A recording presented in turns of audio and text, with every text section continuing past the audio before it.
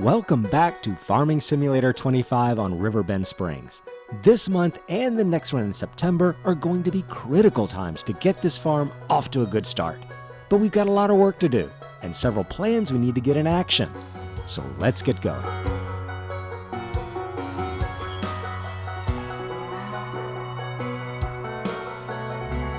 We're on hard mode, which means all the prices of things are majorly suppressed and we have no starter farm and all the goodies that come with that.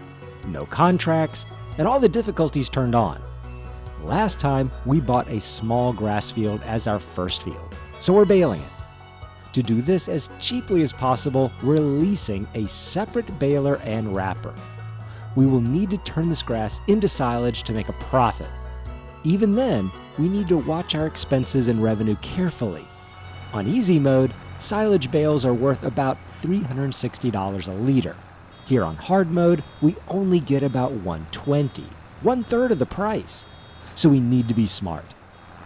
The New Holland baler worked great with the John Deere 3650, and I tried my best to mow a tiny bit extra around the roads, but 13 bales is all we could squeeze off the field.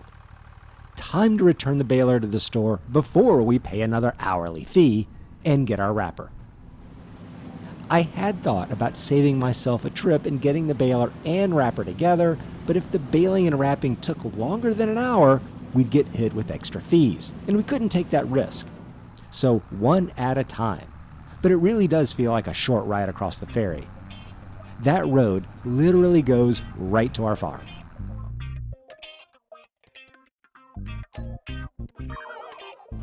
Okay, the baler's returned, but before we get the wrapper, let's take a little look around the area and hunt for a collectible. I haven't actually decided if I should pick up one if I find it. This is hard mode, and I don't know if getting money from the collectibles is against the challenge or not. On easy mode, they're worth about $10,000, I think, which isn't a crazy amount of money, but this early in the series it would be a huge and welcomed windfall. I just don't know if we should. Tell me in the comments if picking up the collectibles for money feels like a cheat or not. These people are actually having a conversation in the building, a very nice little detail from Giants. The smallest wrapper will be perfect. We are going for making 150 centimeter bales. It'll mean a lot less bale handling, and this one will handle that. Almost $900 out of the account, which I'm happy to pay because it'll pay itself back and then some on the silage it'll make. We'll get it back to the farm though and check it out. It's been a long time since I used one of these.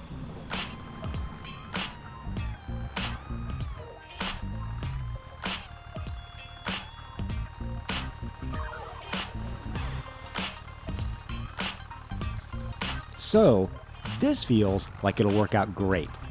It scoops them up without much problem, and I can get them wrapped on the way to the side of the field to drop them off.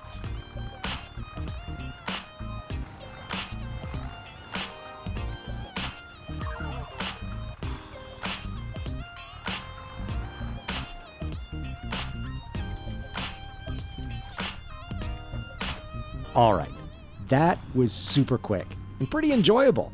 Let's get the baler back to the store and get our next piece of equipment, which I think needs to be a roller.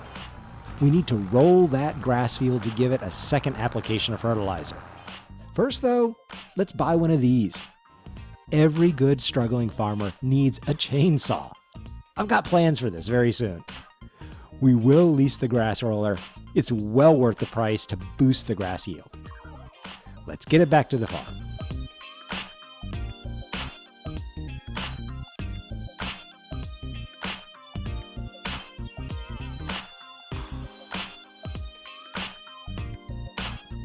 Okay, let's pause a moment to check out our fertilization.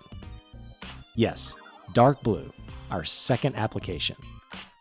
This series of equipment leases to do the fields with the baler, the wrapper, and the roller costs about $5,000, which is a lot of money.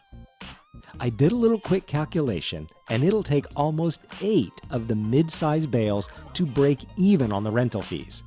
Luckily, we've got 13 bales on the previous cut, so at least we made a profit.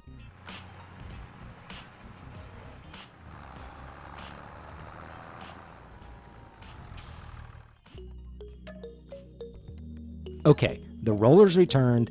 Now, let's buy something, not just lease. What we need is a trailer. We'll buy the little FarmTech EDK 650.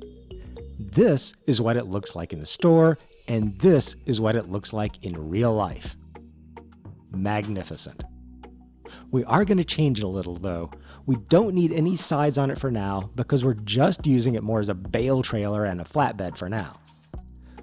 Should we mess with the color? We'll keep the red frame, but we'll give black sides. Yes, I like that. It'll look really good if we start using it with the sides up to move small bits like grain or wood chips. Let's get it loaded up and move back to the farm. Now, we didn't need the trailer yet for bales, but we're about to engage in some serious hard labor, and that is to clear the trees in the lower section. There we go, our first tree in Farming Simulator 25. It's also an elm tree, which is going to have its own challenges with all the trimming, but we've just got to do it. Really, we're doing two jobs at once with this. One is the obvious cutting of trees for money.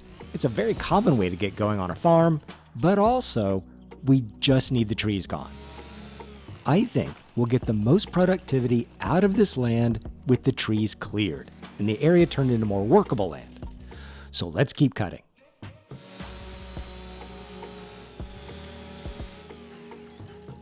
We've got a full trailer of the small limbs, and they look kind of squirmy in there, so we better get them sold before we have an accident. I'm not expecting much for all these branches. They're usually not worth very much, and even though the trailer is full, it's a small trailer. So I think I'd be happy if we got 200 for these. $460. That's very good. Way more than I thought. And that makes me very hopeful for the main bigger pieces of the trees. To get those, we have to make a stop at the store and buy some more equipment. We need a front loader, and I'm going to do something a little different. I'm going to buy the Hauer. I always buy the Quick for some reason. I suppose because it's cheaper, but I'm willing to spend a little more in this series to do something different. And we'll buy the log fork. We're just spending money like we've got plenty to spend. But we do have to spend money to make money in this game. We're just going to try and spend it wisely. And a front loader and a log fork are just must-haves. But now, let's get on with the cutting and loading.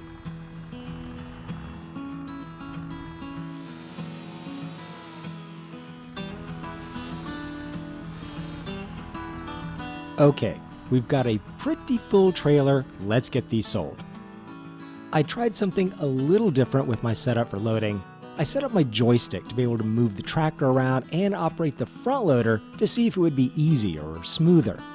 I'm sure it's because I'm not used to it, but it felt really awkward. I'll probably practice with it some more later, but for now, we'll get our logs sold at the paper mill. About 960, we're improving. Let's get some more. Okay, these logs are a fair bit chunkier. Let's see what they're worth.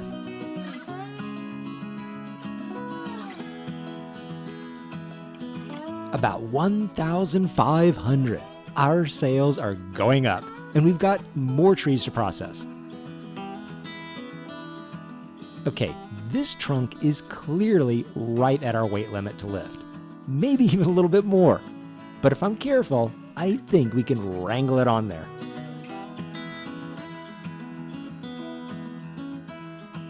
Success! That'll be worth some good money, but we'll load up as much as we can and see what kind of money we can make. Okay, we've got a nice stack for a small trailer. I'm not going to be greedy. We'll go sell what we've got. Depending on how much money we make off all the trees in that lower part, depends on what we'll do with it. I could plow it and extend the grass field. It's also a pretty nice area to fence in for animals and see how the dynamic pastures work. Or maybe even plant a grove of trees for more wood. I'll just have to see when we're all done. Almost 2,200. Excellent. That's helping our finances tremendously. What we've got left are a couple of the biggest ones at 19 meters. I think that last one was 14.7 meters, and I believe I saw it weighed in at 6.4 tons. This one is a little over 13 tons, so it could bring in a lot of money. Let's get cutting and see what we've got.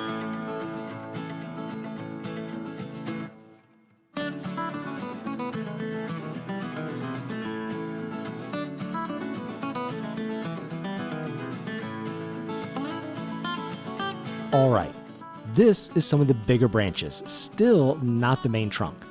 I'm going to say it comes in around the $2,000 mark, like the last couple loads. Almost 1,900. We'll definitely take it. Let's grab some more. This batch had some wonky bits on it, some phantom collisions that was making it hard to stack, so it might wind up being a little light. Yeah, 1,500, but it's still a good addition. Let's go get the more hefty parts.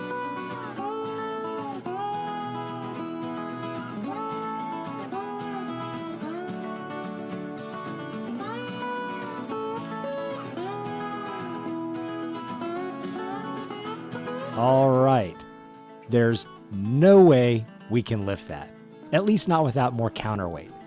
So let's get our existing weight fixed up and sold, and buy something a little bigger. I'm tempted to go all the way and get the 1.8 ton weight for $3,000, but I'm slightly concerned it won't fit on the tractor, and I don't want to spend that much money. So we'll go for the next upgrade of 1.2 tons, and stick with the John Deere brand. We might as well keep it all in the same manufacturer. Well, we can almost do it, but I don't think it's going to work. It is, after all, 3.7 tons. So let's trim off a piece and see. We might be close. And no, not even close. Okay, we'll do what we should have done to begin with and just cut the thing in half. I think the log as a whole is biting off a little more than we can chew. We'll try what looks like the small piece first. Yes, it's manageable. We'll set that onto the trailer and get it strapped. We like to strap as we go so we don't lose anything. Now for the big boy. We've done it. We're pretty light on the back, but it's under control. And good, it's on the trailer and strapped. And we've also lost our light for the day. We're working by tractor light now. When we come back in the next episode, we'll see what these extra chunky chunks are worth, clear the rest of the trees, and do something with the field we just cleared. And probably a lot more. See you in the next episode.